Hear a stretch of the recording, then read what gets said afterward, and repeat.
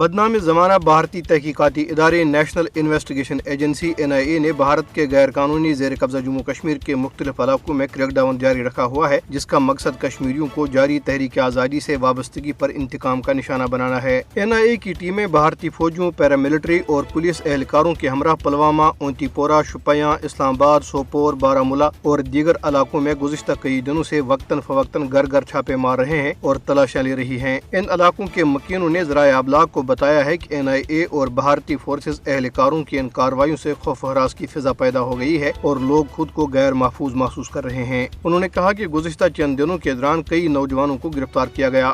کل جماعتی حریت کانفرنس کی قیادت نے کہا ہے کہ نریندر مودی کی زیر قیادت بھارتی حکومت نے مقبوضہ جموں کشمیر کے عوام کے تمام بنیادی حقوق اور آزادیاں سلب کر رکھی ہیں۔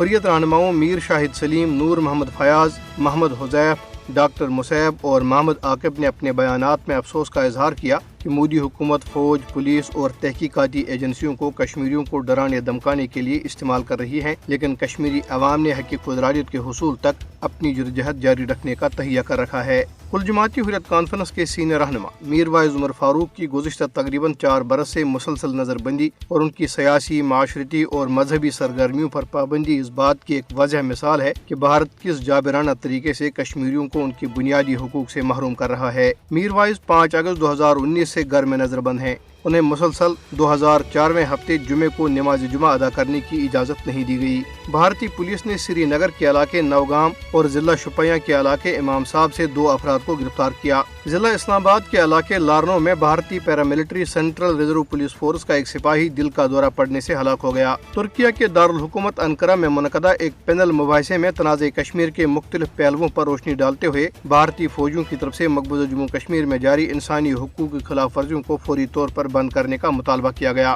مباحثے کا اہتمام انقرہ میں قائم انسٹیٹیوٹ آف اسٹریٹجک تھنکنگ نے کیا تھا۔ مباحثے میں حصہ لینے والوں میں دیگر کے علاوہ ترکی میں پاکستان کے سفیر ڈاکٹر یوسف جنید اور انسٹیٹیوٹ آف اسٹریٹجک تھنکنگ کے سربراہ گورے الپر شامل تھے۔